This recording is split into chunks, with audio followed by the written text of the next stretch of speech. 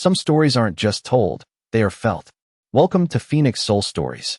Some people don't raise their voices, they just change the room. The crystal glasses caught the warm golden light as laughter floated across the dining room. Soft and expensive, the kind of laughter that came from people who had never needed to check a price tag.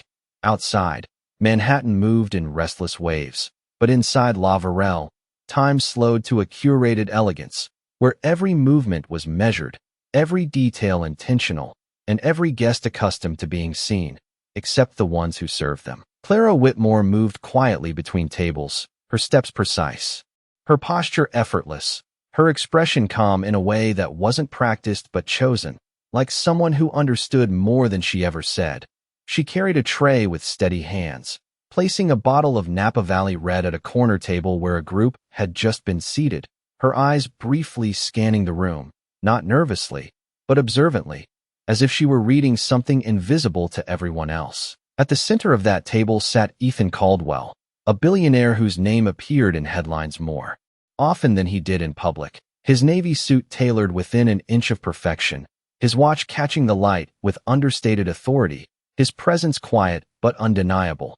Beside him sat Vanessa Cole, his girlfriend, whose confidence entered the room before she did, her laughter a little louder, her smile a little sharper, the kind that made people adjust their posture without realizing why. Clara approached with a professional nod, placing the wine down gently, her voice smooth and neutral. As she spoke, "Good evening, I'll be taking care of you tonight." And for a brief second, Ethan looked up from his phone, his eyes meeting hers, not long enough to register, but long enough to notice something he couldn't quite name. Vanessa didn't look up at all, waving a manicured hand as if dismissing background noise. "Just pour it," she said, her tone casual but edged, as if the instruction was obvious. Clara complied without hesitation, her movements precise, pouring exactly 5 ounces into each glass, the deep red liquid catching the glow of the chandelier. "Actually," Vanessa interrupted, glancing up now, her eyes scanning Clara from head to toe with a subtle smirk. "Try not to overfill it, okay?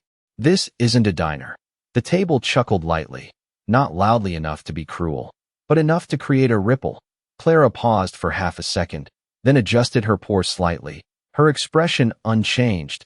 "Of course," she replied, her voice steady, not submissive, not defensive, just calm. Vanessa leaned back, satisfied, lifting her glass. "You'd be surprised how often people don't understand basics," she added, glancing around the table as if inviting agreement. Clara simply nodded once, stepping back, but as she turned, Ethan's gaze followed her for a moment longer this time, a flicker of curiosity passing through his otherwise controlled expression. Something about the way she moved didn't match the room, or maybe it matched it too well. A few minutes later, Clara returned to take their order, her notepad ready, her posture relaxed but attentive. Vanessa spoke first, listing modifications with surgical precision, each request layered with subtle impatience. "And make sure the steak is medium rare, not medium, not rare, medium rare, okay?"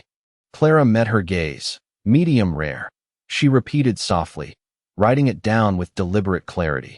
One of the men at the table smirked. "You sure she got that?" Vanessa laughed lightly. "We'll see." And then, as if remembering something, she added, "Actually, say it back to me, just so we're clear." The table went quiet for a second, not uncomfortable, just expectant. Clara looked up, her eyes steady, and in a perfectly measured tone, she repeated the entire order, each detail, each modification, each preference, flawlessly, her pronunciation crisp, her cadence controlled, the kind of delivery that didn't leave room for doubt. For a brief moment, no one spoke. Then Vanessa gave a small, dismissive smile. "Good. At least you can remember things," she said, lifting her glass again. Clara nodded once more. "I'll have that right out," she replied, turning away without another word. As she walked toward the kitchen, Ethan's eyes lingered again, this time not with curiosity alone, but with something sharper, something that felt like recognition without context. Across the room, the soft hum of conversation resumed, glasses clinked, laughter returned, and the moment dissolved into the rhythm of the night. But Clara didn't rush, didn't react, didn't carry the weight of what had just happened the way most would. She simply moved forward, her steps unchanged, her expression composed, as if the words had passed through her without leaving a mark. And yet, as she reached the service station, she picked up the check folder for that table, opened it briefly, and signed a small note at the bottom with a pen that glinted under the light, her handwriting clean, deliberate, unmistakably precise. Before closing it again and setting it aside for later, her eyes calm, her breath steady, as if she already knew something the rest of the room had yet to discover. The kitchen doors swung open with a soft push, releasing a wave of heat and quiet urgency as Clara stepped inside, the polished calm of the dining room dissolving into the rhythm of orders, voices, and movement. She placed the ticket on the rail without hesitation, her handwriting still precise, still composed, as if nothing had happened at table 12, as if the echo of Vanessa's voice had never reached her. Full modifications again, the line cook muttered, glancing at the order, and Clara gave a small nod. Exactly as written, she replied, her tone even, not defensive, not tired, just certain. She turned away before anyone could ask more, reaching for a glass of water, her fingers steady as she took a slow sip, her eyes unfocused for a moment, not lost, but thinking, calculating something beneath the surface. Back in the dining room, the table had shifted into conversation, business terms floating casually between bites of bread, numbers spoken like suggestions instead of realities, and Ethan sat slightly apart from it all, listening but not fully present, his gaze drifting toward the kitchen doors more often than it should have. Vanessa leaned closer to him, her voice low but edged with amusement. "You are not seriously distracted by the staff, are you?" she asked, her smile light, but her eyes sharp. Ethan did not answer immediately, his fingers tapping once against the table. "No," he said finally, though the word lacked conviction. She followed his gaze, then let out a soft laugh. "Please, she is just another server trying to look competent," she said, lifting her glass again. "They all think being calm makes them interesting." The table chuckled, the sound smooth and practiced, and Ethan allowed a faint smile, but it did not reach his eyes. Moments later, Clara returned with their appetizers, each plate placed with quiet precision, her movements efficient but unhurried, as if she controlled the pace of the moment instead of reacting to it. "Careful," Vanessa said suddenly, as Clara set down a dish. "That plate is probably worth more than your hourly wage." The comment landed softly, wrapped in humor, but the intent beneath it was clear. One of the men shifted slightly in his seat. Another glanced away, but no one interrupted. Clara's hand paused just for a fraction of a second, then continued, placing the final plate down before stepping back. "Everything is prepared as requested," she said, her voice smooth, her expression unchanged. Vanessa tilted her head, studying her now, as if looking for something to confirm her assumptions. "You speak well," she said, almost thoughtfully. "Where did you learn that?" Clara met her gaze without hesitation. "In different places," she replied. The answer simple, unoffered for further explanation. Ethan looked up again, this time fully, his attention sharpening as if he had just noticed the conversation in a different way. Vanessa smirked slightly. "Well, keep practicing, you might pass for something else one day," she said, turning back to her plate as if the conversation had already ended. Clara gave a small nod. "Of course," she replied, and then she was gone again, disappearing into the movement of the room with the same quiet control she had entered with.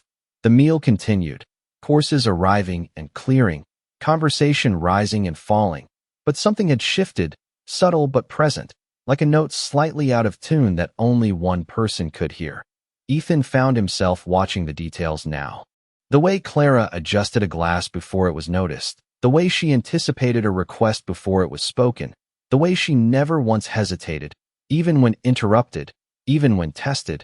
It was not just competence, it was something else, something intentional. When the main course arrived, Clara placed Ethan's plate last, her hand steady, her eyes meeting his for a brief moment, and in that second, there was no deference, no performance, just a quiet acknowledgement that felt strangely equal. "Is everything acceptable?" she asked, her tone unchanged. Ethan nodded once. "Yes," he said, but his voice carried a weight that surprised even him. Vanessa did not notice, already engaged in another story, her laughter rising again, filling the space she always occupied. Time moved forward, as it always did in places like this, measured in courses and conversations, until finally the plates were cleared and the check was requested.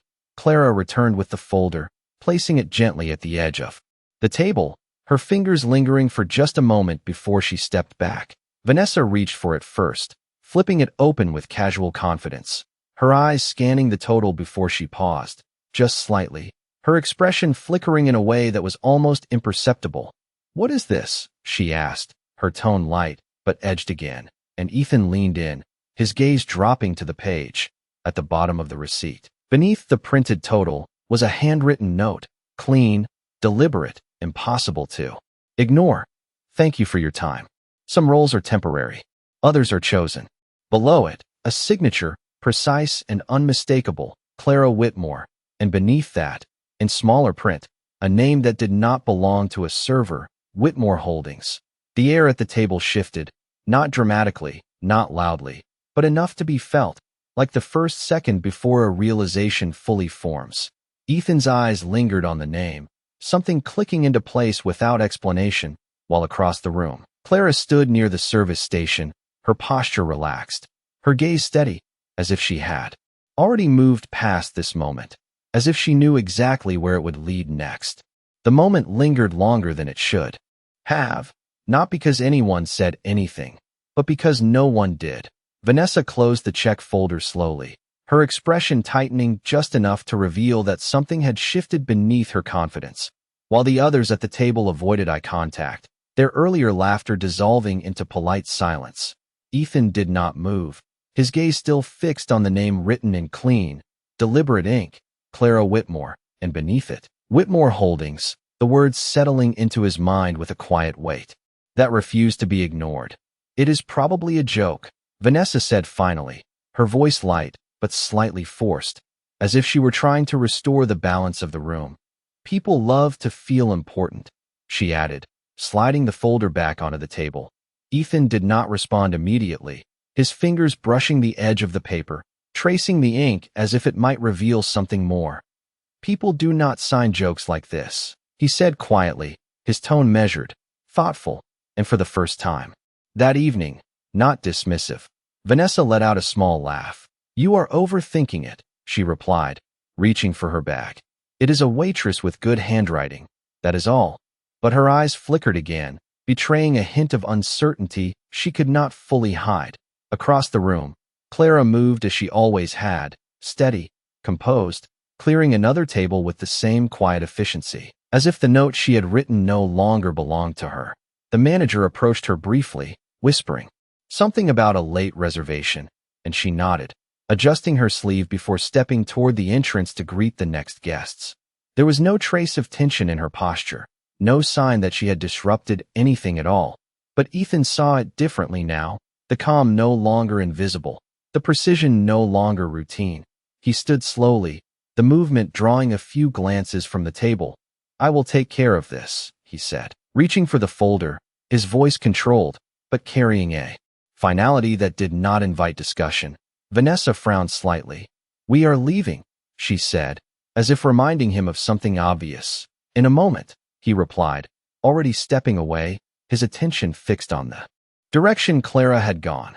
The dining room felt different as he crossed it, the conversations quieter, the light sharper, as if he were seeing the same space through a new lens. Clara was near the entrance, speaking softly to a couple who had just arrived, her smile polite, her tone warm but measured, guiding them to their table with an ease that felt effortless. Ethan paused a few feet away, watching the exchange finish before he spoke. "Miss Whitmore," he said, his voice low but clear. She turned toward him, her expression unchanged, her eyes meeting his without hesitation. "Yes, sir," she replied, the title neutral, neither respectful nor distant, simply accurate. He held up the check folder slightly. "This," he said, glancing down at it briefly. "What is it supposed to mean?" Clara looked at the folder, then back at him, her gaze steady. "It means exactly what it says," she replied, her voice calm, unhurried. Ethan studied her for a moment, searching for something, A hint of humor, a sign of performance, but found none. And Whitmore Holdings? He pressed, his tone sharpening just slightly. Clara tilted her head almost imperceptibly, as if considering the question rather than reacting to it. It is a name, she said. One that tends to matter in certain rooms, her answer simple, but layered in a way that made it difficult to dismiss. Ethan exhaled slowly, a faint smile touching his lips, not out of amusement, but recognition. You expect me to believe that you serve tables here for fun? He asked. Clara did not smile, but there was a softness in her eyes now, something almost reflective. I expect you to believe whatever makes sense to you, she replied. That is usually how decisions are made, is it not? The question hung between them, quiet but direct. For a moment, neither moved, the noise of the restaurant fading into the background as the space between them sharpened. Vanessa's voice cut through from behind, calling his name, impatience returning to her tone, and Ethan glanced back briefly before returning his attention to Clara. If this is some kind of message, he said, lowering his voice slightly, then I would like to understand it. Clara held his gaze for a second longer, then gave a small nod. You will, she said, her voice softer now, almost certain, just not here. And with that, she stepped past him, her movement smooth, her presence leaving a subtle absence in its wake. Ethan turned slightly, watching her go, the words settling into his mind with a clarity that felt both unsettling and inevitable. Behind him, Vanessa approached, her expression controlled but her tone edged with annoyance. Are we done? She asked. Ethan closed the check folder slowly, his thoughts already moving ahead of the moment. Yes, he said, but the word felt different now, less about the dinner, and more about something that had just begun. Outside, the city lights stretched endlessly, the night carrying its usual rhythm, but somewhere within it, a shift had already taken place, quiet, precise, and impossible to undo. The night air felt sharper when Ethan stepped outside, the quiet hum of the city wrapping around him as the restaurant doors closed behind his back, muting the curated elegance he had just left. Vanessa walked beside him, her heels clicking in measured rhythm against the sidewalk, her posture still composed, but her silence carrying a different weight now. You are thinking about her, she said finally, her tone not accusatory, but certain. Ethan did not deny it, his gaze fixed ahead as traffic lights flickered in the distance. I am thinking about the name, he replied, his voice calm, deliberate. Vanessa exhaled softly, a faint smile returning, though it lacked its earlier sharpness. Names can be misleading, she said, adjusting her coat.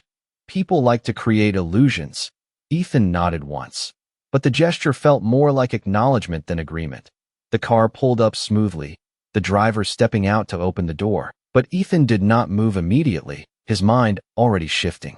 Beyond the moment, beyond the dinner, towards something that demanded clarity. Go ahead, he said to Vanessa, gesturing toward the car. I have one more stop tonight. She paused, studying him for a second longer than usual, then gave a small nod, slipping into the back seat without another word, the door closing softly behind her as the car disappeared into the flow of traffic. Ethan remained on the sidewalk for a moment, the city stretching around him, alive and indifferent, before he reached for his phone, his movements precise, controlled. I need everything on Whitmore Holdings, he said as soon as the line connected, his tone quiet but firm.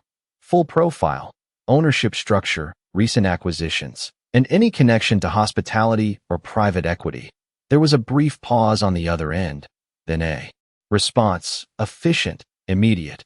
Understood. I will have a preliminary report within the hour. Ethan ended the call without another word, slipping the phone back into his pocket as he stepped toward the waiting second car that had just arrived. The ride was silent, the city lights reflecting off the glass in steady patterns, but his mind did not slow. It sharpened, each detail from the evening replaying with new clarity. The handwriting, the composure, the absence of reaction, none of it aligned with coincidence. When he arrived at his office, the building stood almost empty, its upper floors lit only by a few scattered offices where work extended beyond normal hours, the kind of environment he had built his life around. He moved through the lobby without pause, the security guard offering a quick nod as the elevator doors opened. carrying him upward in smooth, uninterrupted motion inside his office. The city spread out beneath him, a grid of light and movement that usually grounded him. But tonight it felt distant, secondary to the question forming in his mind. His phone buzzed once, then again, the report arriving faster than expected, and he opened it immediately, his eyes scanning the information with practiced precision. Whitmore Holdings, privately controlled, diversified portfolio across infrastructure, technology, and strategic acquisitions. The numbers were not just large. They were deliberate, structured in a way that suggested long-term vision rather than reactive growth. His gaze paused on a line that stood out. Recent acquisition, minority stake increased to controlling interest in a mid-size firm specializing in corporate restructuring. The name familiar, too. Familiar. Ethan leaned back slightly, the realization settling in stages, not dramatic, but undeniable.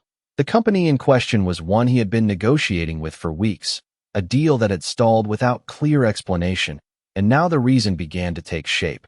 He scrolled further, looking for ownership details, but the structure was layered, intentionally opaque, designed to reveal only what was necessary. "Who are you?" he murmured under his breath, the question no longer rhetorical. His phone buzzed again, this time with a follow-up message. Limited public information on Clara Whitmore, no active executive profile, no media presence, education records incomplete, employment history minimal, the kind of absence that was not accidental, but curated. Ethan stood slowly, moving toward the window, the city stretching endlessly beyond the glass, his reflection faintly visible against the lights. He had built his career on understanding patterns, on recognizing what others overlooked. And this felt like a pattern he had not seen before, not because it was hidden, but because it had never needed to be obvious. Across the city, in a quieter part of Manhattan, Clara stepped out of the back entrance of the restaurant, her uniform replaced by a simple coat, her hair loosened slightly, her posture unchanged. The street was calmer here, the noise softer, the air carrying a different kind of stillness. A car waited at the curb, understated, precise, and she approached it without hesitation, opening the door and sliding into the seat with the same quiet confidence she carried everywhere else. Inside, she did not check her phone immediately, did not rush to respond to anything. Instead, she sat still for a moment, her gaze forward, as if allowing the night to settle before moving on. Then, finally, she reached into her bag, pulling out a thin folder, the same one she had written in earlier, and opened it briefly, her eyes scanning the page before closing it again, a faint, almost imperceptible smile touching her lips. She did not look surprised, not relieved, just certain, somewhere between the restaurant and the boardroom. The next move had already been made, and unlike the others, she was not reacting to the moment, she was leading it.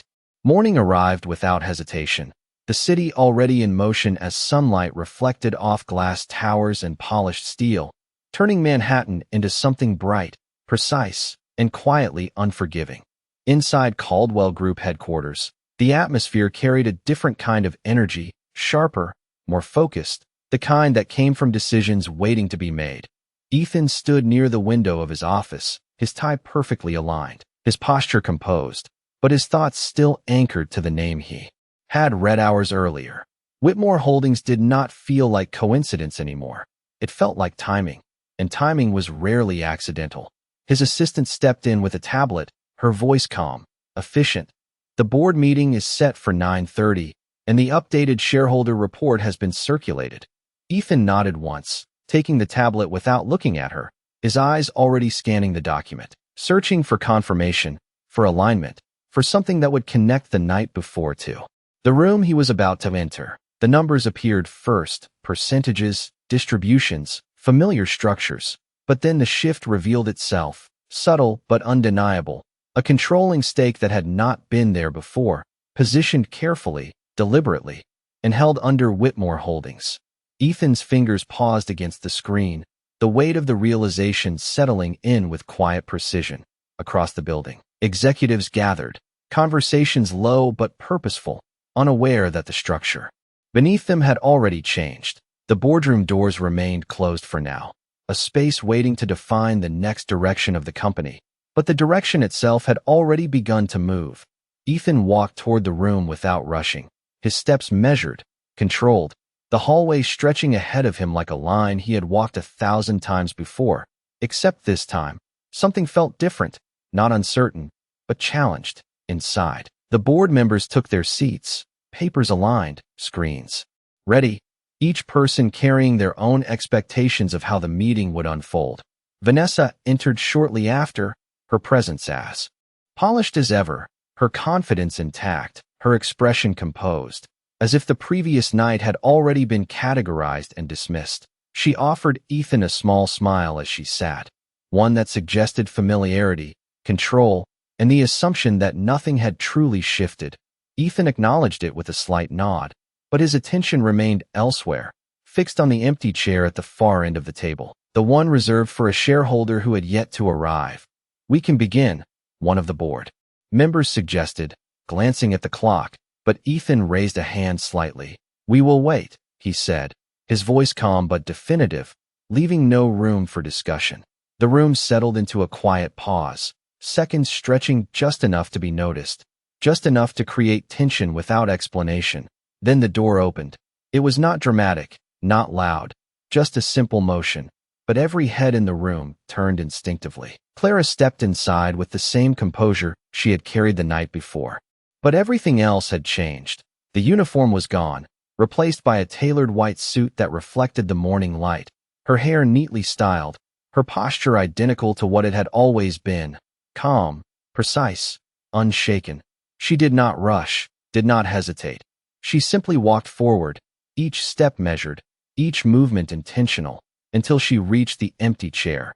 A few expressions shifted, confusion first, then recognition for those who had seen her before, followed quickly by something else. Something closer to disbelief. Vanessa's smile faded almost imperceptibly, her eyes narrowing as if trying to reconcile two realities that refused to align. Ethan did not speak, did not move. He simply watched, the final piece of the pattern falling into place with quiet certainty. Clara placed a thin folder on the table, the same one from the night before, and took her seat without asking permission, without acknowledging the room's reaction, as if she had always belonged there. The legal advisor cleared his throat softly, his voice cutting through the silence. "For the record, Miss Clara Whitmore represents Whitmore Holdings, now holding 32% controlling interest." The words landed without force, but their impact moved through the room like a shift in gravity. No one laughed, no one questioned, because the structure spoke for itself. Clara folded her hands lightly on the table, her gaze steady, not challenging, not apologizing, simply present. Her eyes moved briefly across the room before settling on Ethan, not with triumph, not with judgment, but with something quieter, something that felt like acknowledgement. The silence stretched, not empty, but full, as if the room itself needed a moment to adjust to a new reality. Vanessa leaned back slightly, her composure tightening. "This is unexpected," she said, her tone controlled but edged with something sharper beneath. Clara tilted her head just slightly. "Only if you were not paying attention," she replied, her voice soft, even, carrying no trace of mockery, only clarity. Ethan exhaled slowly, a faint shift in his expression, not surprise, not resistance, but recognition, the kind that came when a question finally found its answer. The meeting had not yet officially begun, but the balance had already changed, and in that quiet moment, it became clear that the person they had overlooked the night before had not just entered the room, she had redefined it. No one moved for a moment, not because they did not know what to say, but because they suddenly understood that what they said next would matter more than usual. The room, once predictable, now carried a different weight, a shift that could not be reversed with confidence or charm. Ethan leaned forward slightly, his hands resting on the table, his gaze steady on Clara, not confrontational, but engaged in a way that was new even to him. "Then let us begin properly," he said, his voice calm, measured, reclaiming structure without dismissing the change, and the others followed. Papers adjusted, screens tapped, but the rhythm was no longer the same. Clara opened her folder with quiet precision, sliding a document forward, not dramatically, not forcefully, just enough to enter the conversation. Before we proceed with the current agenda, she said, her tone even, her delivery controlled. There are structural inefficiencies that need to be addressed. The words were simple, but the implication was not. One of the senior board members cleared his throat, attempting to regain footing. With respect, we have a schedule to follow, he said, his voice polite but firm. Clara nodded slightly, acknowledging the point without yielding to it. Schedules assume stability, she replied, her eyes briefly scanning the room. And stability is not what you currently have. A subtle pause followed, not uncomfortable, but deliberate, allowing the statement to settle. Vanessa leaned back, crossing her arms lightly, her expression composed but her eyes sharp. And you believe you understand our structure better than those who built it? She asked, her tone smooth, but edged with challenge. Clara did not react to the tone, only to the question. I believe I understand what you are not seeing, she said, her voice steady, unhurried.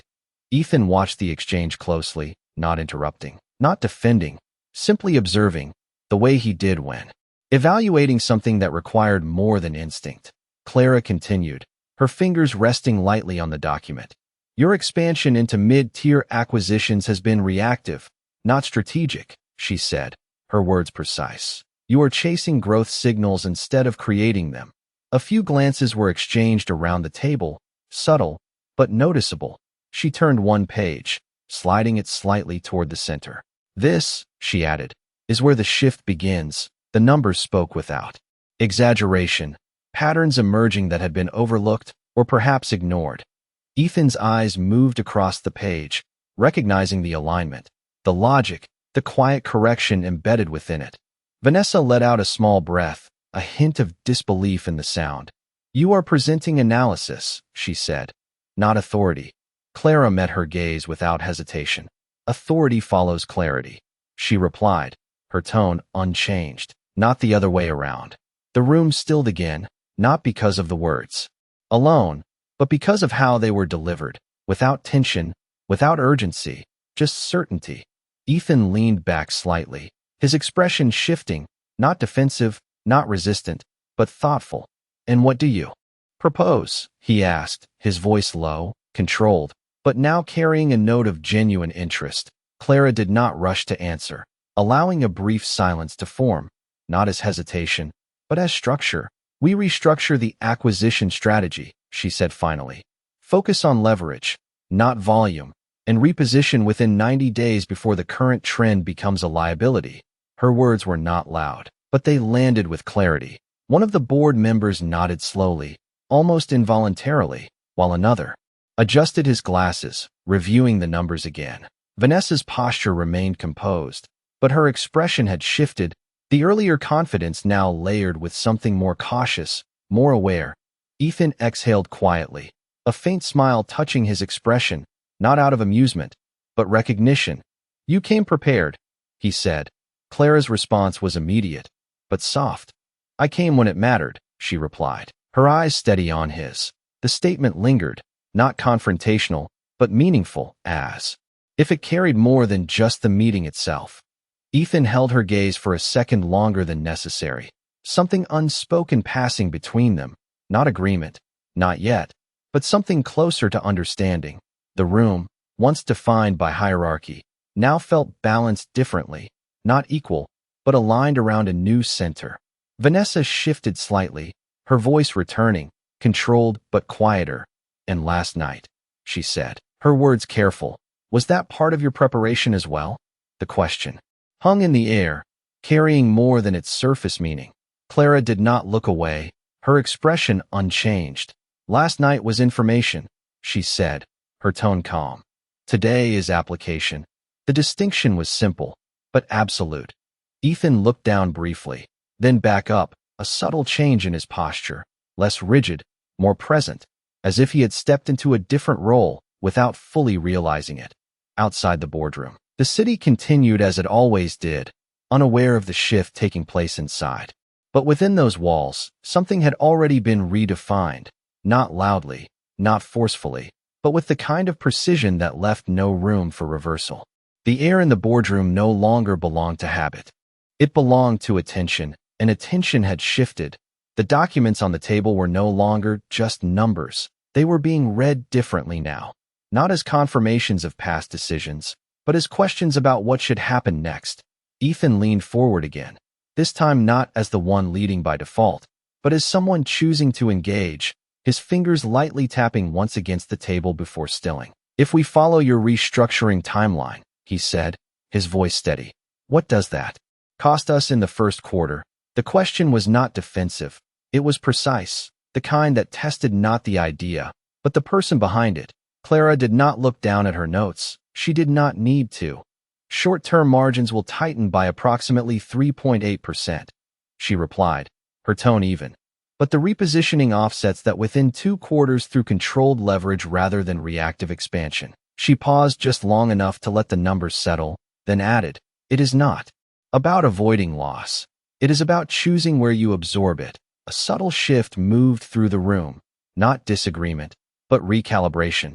One of the senior members nodded slowly, his earlier resistance replaced by consideration, while another adjusted his chair, leaning in slightly, as if the conversation had finally reached something real. Vanessa remained still, her expression composed, but her silence now carried weight instead of dismissal. Ethan's gaze remained on Clara, not searching anymore, but listening. "And you are prepared to guide that transition," he said, not as a challenge, but as a statement waiting to be confirmed. Clara met his eyes without hesitation. "I already have," she replied, her voice quiet, but absolute. The words did not land loudly, but they changed the shape of the moment, turning what had been a proposal into something closer to inevitability. A few board members exchanged brief glances, not of confusion, but recognition, as if they were beginning to understand that this was not an introduction. It was a continuation of something already in motion. Ethan allowed a faint breath to leave his chest, not tension, but release, the kind that came when uncertainty gave way to clarity. "Then we formalize it," he said, his tone shifting subtly, aligning with the new direction without resistance. The room responded almost immediately, not with applause or agreement spoken aloud, but with movement, pens lifting, notes being made, the quiet mechanics of decision-making adjusting to a new center. Vanessa's voice entered again, softer now, but more deliberate. "And what ensures that this is not just a temporary correction?" she asked, her eyes fixed on Clara, not with dismissal this time, but with intent. Clara's answer came without delay. "Discipline," she said. "Not mine, yours." The simplicity of the response carried more weight than a longer explanation ever could, and for a moment, no one added to it. Ethan's expression shifted again, a hint of something almost resembling respect surfacing beneath his usual composure. "You speak as if you have been in this room before," he said. Clara allowed the smallest trace of a smile, not visible to everyone, but present enough to be felt. "Rooms like this are not defined by walls," she replied.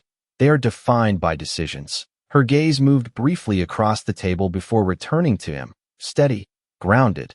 The conversation moved forward after that, but not in the way it had begun, no longer driven by assumption or routine, but by alignment, each point building on the last, each decision carrying the quiet influence of the shift she had introduced.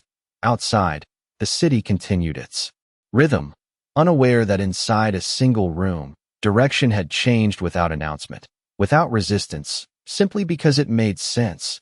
As the meeting approached its conclusion, Ethan closed his folder slowly, his movements deliberate, his thoughts no longer divided. "We proceed with the restructuring," he said, his voice calm, final, and the statement settled across the room with quiet acceptance. Clara did not react outwardly, did not claim the moment. She simply inclined her head slightly, as if acknowledging something already expected. Vanessa remained still for a second longer than the others, then gathered her things with measured precision, her earlier certainty replaced by something more complex, not defeat, not acceptance, but awareness. As chairs shifted and the room began to empty, Ethan remained seated for a moment, his gaze following Clara as she stood, her movements unchanged, her presence as steady as it had been the night before. There was no triumph in her posture, no visible shift in confidence, only continuity, as if she had simply moved from one role to another without needing to adjust. He stood then, closing the distance between them by a few steps, not rushing, not hesitating. "You said I would understand," he said, his voice lower now, meant only for her. Clara paused, turning slightly to face him, her expression calm, her eyes clear. "And you do," she replied, not as a question, but as a quiet confirmation. For a moment, the noise of the room faded again, leaving only the space between them, no longer defined by hierarchy or assumption, but by something more balanced, something still forming. Ethan held her gaze, not trying to control it, not trying to define it, just present in it, and for the first time, it did not feel like a negotiation. It felt like the beginning of one. The hallway outside the boardroom felt quieter than it should have, as if the building itself needed a moment to adjust to what had just happened. Executives moved past in controlled patterns, voices low, steps measured, but for Ethan, the noise faded into something distant, secondary to the presence standing just a few feet in front of him. Clara had not rushed away with the others, had not claimed attention or avoided it. She simply stood there, composed, her folder held lightly at her side, her posture unchanged from the moment she entered the room. There was no visible difference between the woman who had served tables the night before and the one who had just shifted the direction of a billion-dollar company, except that now, everyone else could see it too. Ethan took a step closer, not invading her space, but closing the distance enough to speak without interruption. "You knew," he said, his voice quieter now, less formal, less guarded. Clara looked at him, not surprised by the statement, only acknowledging it. "I expected," she corrected gently, her tone calm, precise. Ethan let out a faint breath, almost a quiet laugh, not out of humor, but recognition. "And the restaurant," he continued. "That was not coincidence either." Clara tilted her head slightly, considering the phrasing. "Nothing meaningful usually is," she replied. The simplicity of the answer carried more weight than explanation would have, and for a moment, Ethan found himself studying her in a way he had not allowed himself to do before, not as a variable to be solved, but as a person to be understood. Down the hallway, Vanessa stood near the elevators, her phone in hand, her posture still composed, but her gaze fixed on them with an intensity that had replaced her earlier certainty. She did not approach immediately, did not interrupt, but her presence lingered like a question waiting to be asked. Ethan noticed her, of course he did, but for the first time, he did not respond to it right away. Instead, he turned his attention back to Clara. "You could have introduced yourself differently," he said, not accusing, not criticizing, simply stating what others would have assumed. Clara's expression softened just slightly, not in defense, but in clarity. "Would you have listened?" she asked. The question was not sharp, not confrontational. It was honest, and that honesty settled into the space between them with quiet precision. Ethan did not answer immediately, because the answer did not come easily. He considered it, not as a response to her, but as a reflection of himself, of the way he had moved through rooms, through people, through assumptions. "No," he said finally, his voice low, but certain. Clara gave a small nod, as if confirming something she had already known. "Then the introduction was correct," she replied. The exchange did not feel like a victory, did not feel like a correction. It felt like alignment, the kind that came when something was finally seen clearly. Ethan's gaze remained on her, but it had changed, no longer measuring, no longer evaluating, but present in a way that carried something unfamiliar, something quieter. "What do you want from this?" he asked, the question simple, but genuine. Clara did not look away, did not hesitate. "The same thing you do," she said, "something that works." The answer lacked ambition on the surface, but beneath it, there was depth, intention, and a kind of discipline that did not need to be announced. Ethan nodded slowly, absorbing it, understanding that whatever this was, it was not temporary, not incidental. Behind them, the elevator doors opened with a soft chime, and Vanessa stepped forward, her expression controlled, her voice smooth. "Ethan," she said, her tone measured. "We should go." It was not a suggestion, it was an expectation, one that had always been met without question. Ethan glanced toward her, then back at Clara, the pause brief, but noticeable. Something in that pause shifted more than words could have, a small decision, almost invisible, but real. In a moment, he replied, his voice calm, but no longer automatic. Vanessa's expression tightened just slightly, the smallest crack in her composure, before she recovered. Of course, she said, stepping back, but not leaving, her presence still anchored in the space. Clara observed the exchange without comment, without judgment, her posture unchanged, as if she were not part of the tension, but simply aware of it. Ethan turned back to her, the noise of the hallway fading again. "You said yesterday was information," he said, his tone softer now, more personal. "What is today?" Clara's eyes held his for a second longer, something unspoken passing through the silence. "Clarity," she replied. The word lingered, not dramatic, not loud, but precise, like everything else she had said. For the first time, Ethan smiled, not the practiced version used in meetings or negotiations, but something smaller, more real, as if he had stepped into a space where he did not need to control the outcome. "Then I think I am starting to see it," he said. Clara's expression did not change much, but there was a subtle warmth in her gaze now, something that had not been there before, not distance, not indifference, but recognition.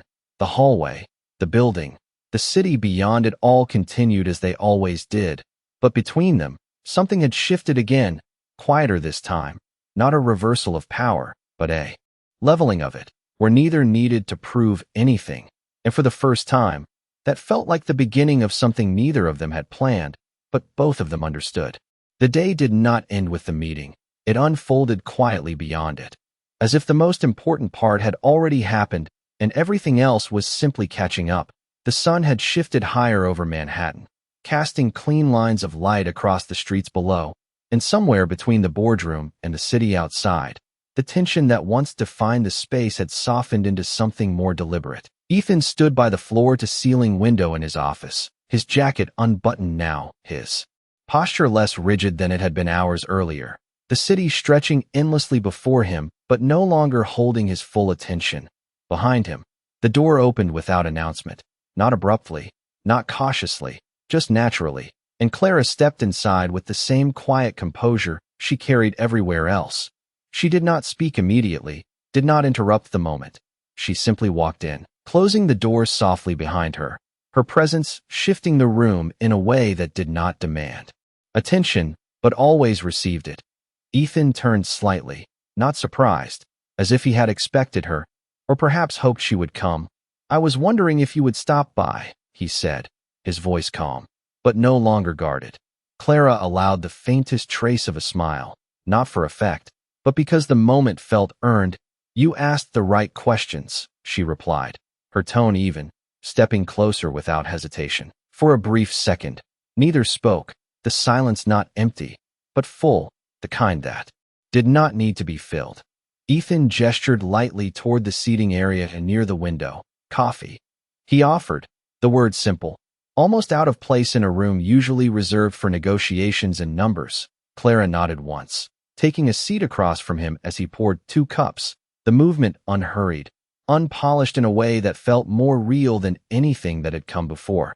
The cups settled on the table between them, steam rising slowly, the city continuing beyond the glass, unaware of the shift happening inside. "You changed the direction of my company in less than an hour," Ethan said, not as a challenge, but as a statement he was still processing. Clara lifted the cup slightly, her gaze steady. "No," she said softly. "I showed you where it was already going." She paused briefly before adding, "You decided to turn it."